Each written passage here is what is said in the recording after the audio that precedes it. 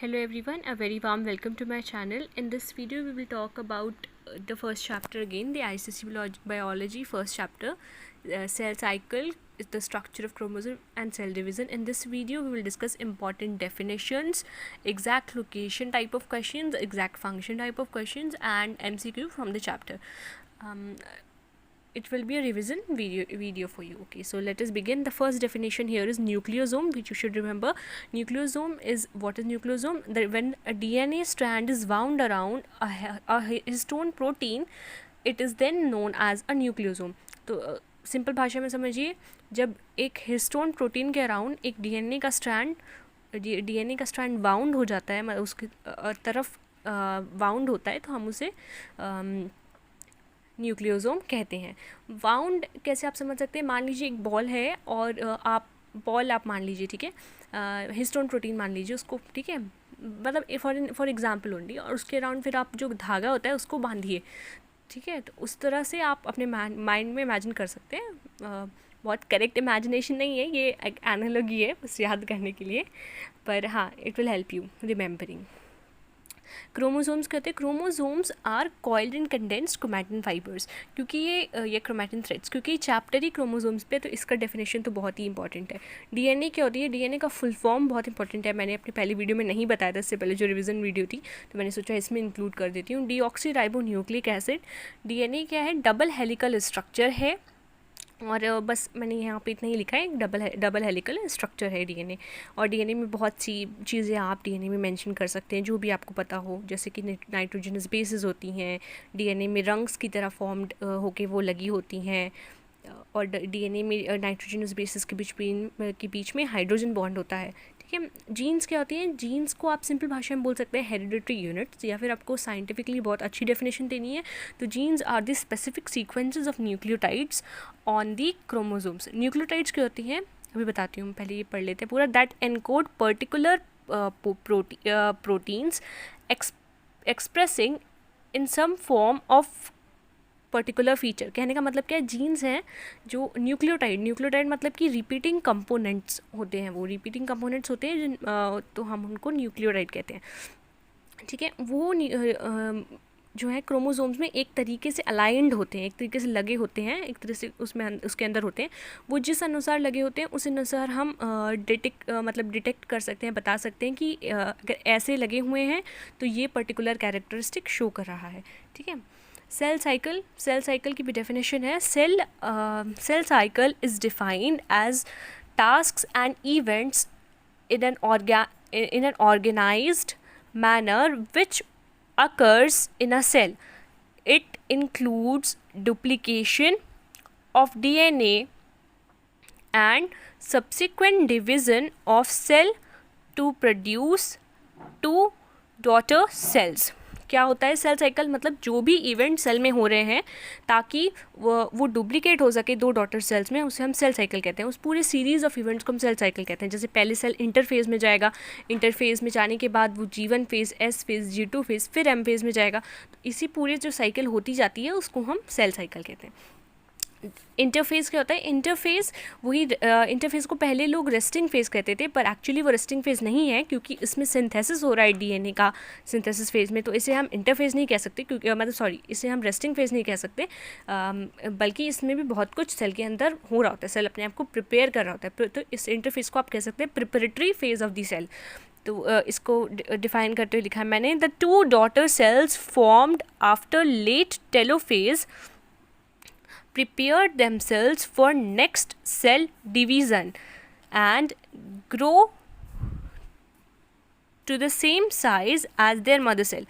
तो जब टेलोफेज हो जाता है तो दो डॉटर सेल्स में वो सेल डिवाइड हो जाती है. अब वो डॉटर सेल्स जो हैं वो अगेन इंटरफेज में जाएंगी, यानी कि अपने आप को प्रिपेयर करेंगी, और प्रिपेयर करने के बाद वो एम फेज में जाएंगी, और फिर वो भी सेल उनका भी सेल डिवाइड करेगा, और ये होता ही जाएगा. माइटोसिस क्या होते हैं? माइटोसिस मैंने आपको बताया था, एक बहुत ही परफेक्ट वे में आपको डेफिनेशन लिखनी है ताकि ये आपको अदर क्वेश्चंस में भी हेल्प कर सके. तो माइटोसिस होता है the type of cell division occurring in somatic cells in which two daughter cells are formed and the number of chromosomes और leading to the product, ऐसे भी लिख सकते हैं सिंपल में, number of chromosomes is diploid. तो simple में बात करेंगे, माइटोसिस वो टाइप ऑफ सेल डिवीज़न है जो 3 पॉइंट है, सोमैटिक सेल्स में हो रही है। पहला पॉइंट सोमैटिक सेल्स में हो रही है। दूसरा पॉइंट हमारा है कि नंबर ऑफ डॉटर सेल्स जो हैं वो 2 डॉटर सेल्स फॉर्म्ड हो रही हैं, नंबर ऑफ क्रोमोसोम्स हैं वो डिप्लॉयड रह रहे हैं। ठीक है, डिप्लॉयड मतलब 2n रह रहे हैं, जितने हैं उतने ही रह रहे हैं। ठीक है, और मियोसिस में क्या होता है, meiosis is the type of cell division occurring in germinal cells in which number of chromosomes remain haploid and 4 daughter cells are formed. So meiosis कहाँ होता है, ये जर्मिनल सेल्स में होता है, यानी कि अगर हम ह्यूमन बॉडी में बात करें तो ओवरीज एंड टेस्टिस में जो सेल्स होते हैं, ओवा और स्पर्म्स, उनमें ये मियोसिस का डिवीज़न होता है।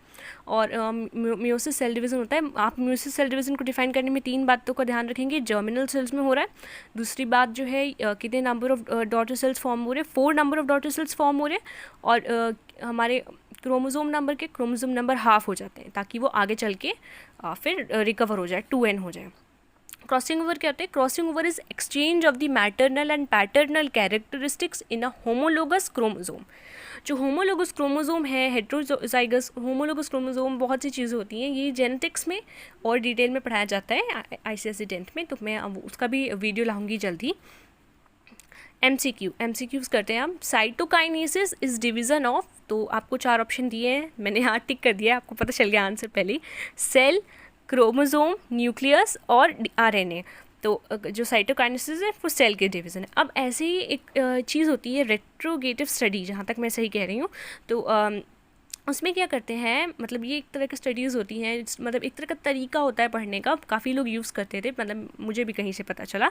तो इसमें क्या है, जब आप MCQs पढ़ते हैं, MCQ में मान लीजिए आपने पढ़ा और आपने इसका आंसर सेल आ गया, तो अब आप देखेंगे कि इससे रिलेटेड कोई क्वेश्चन, क्रोमोसोम से रिलेटेड कोई क्वेश्चन और साइटोकाइनेसिस से कोई, या फिर इससे रिलेटेड कोई क्वेश्चन बन सकता है क्या। तो फिर यहाँ पे मैं आपको एक बताती हूँ, जैसे न्यूक्लियस है, तो जैसे कि सेल के का जो डिवीज़न है उसको हम साइटोकाइनेसिस कहते हैं, तो न्यूक्लियस का डिवीज़न जब न्यूक्लियस डिवाइड करता है तो उसे हम कैरियोकाइनेसिस कहते हैं। ठीक है, ये हर क्वेश्चन में नहीं करेंगे हम, पर हाँ यहाँ जहाँ किया जा सकता है वहाँ पे करेंगे रेट्रोगेटिव स्टडी। जब कॉम्पिटिटिव एग्ज़ाम्स के लोग तैयारी करते हैं तो ऐसे करते हैं लोग, मैंने सुना है, मैंने सीखा है, मतलब मैंने जाना है अपने सीनियर से। फुल फॉर्म ऑफ DNA में आपको यहाँ ऑप्शन दिए हैं, D nucleic acid, D ribo acid और डी राइबो न्यूक्लिक एसिड, और सबसे सही मतलब कि हमारा सही answer deoxy ribo nucleic acid. तो आपको याद रखना है DNA का full form deoxy ribo nucleic acid, तो डीऑक्सी राइबो न्यूक्लिक एसिड, इसको लर्न कर लीजिए। DNA के फॉर्मूले को नहीं, DNA के फुल फॉर्म को, फॉर्मूले तो मैथ्स में आपको याद करने होंगे। ठीक है, अब यहाँ पे 3rd क्वेश्चन हमें, what does the term chromosome mean. Chromosome का मतलब क्या होता है, और यहाँ ऑप्शन है twisted thread, coloured bodies, inherited bodies और शाइनिंग थ्रेड्स। तो इसका मतलब होता है कलर्ड बॉडीज़। इसे साइंटिस्ट ने स्टेन करके पता किया था। 4th chromosomes is composed of DNA and carbohydrate, protein, fats and vitamins. मैंने यहाँ आंसर लगाया नहीं है, पर मैं आपको बता देती हूँ कि इसका आंसर है प्रोटीन, हिस्टोन प्रोटीन। ठीक है, तो आप लोग नोट डाउन कर लीजिए अगर आप कर रहे हो इस वक्त। फिफ्थ क्वेश्चन है, in which of the following stages chromosomes align themselves या start aligning themselves in equatorial plane. Equatorial plane का जहाँ आप नाम देखेंगे, इक्वेटोरियल प्लेन में क्रोमोसोम अपने आप को अलाइन कर रहे हैं, डायरेक्ट मेटाफेज पे आपको टिक मारना है। ऑप्शन यहाँ पे है early prophase, early anaphase, late telophase, कोई भी ऑप्शन आए आप खुद से क्या मतलब, आपको जैसे आपने देखा कि इक्वेटोरियल प्लेन पे क्रोमोसोम्स अलाइन कर रहे हैं तो मेटाफेज आंसर होगा उसका। In which of the following stages of cell cycle cell prepares itself for the M phase, prophase, interphase, metaphase या फिर एनाफेज। तो इसका आंसर है इंटरफेज। अब हम exact location, exact function type of questions की बात कर लेते हैं जो इस चैप्टर से थोड़े बहुत हैं। क्रोमोसोम के लोकेशन क्या है, it is located inside the nucleus, plant cell में भी और एनिमल सेल में भी। Function, its function is to help in the cell division. Centrosome क्या है, लोकेशन इसका है near the nucleus and above the, near the nucleus, और बहुत प्रिसाइसली बोलना है तो अबव द न्यूक्लियस। इसमें ध्यान रखना है सेंट्रोजोम जो है वो सिर्फ एनिमल सेल में प्रेजेंट होता है। फंक्शन है इसका इनिशिएशन ऑफ सेल डिवीज़न।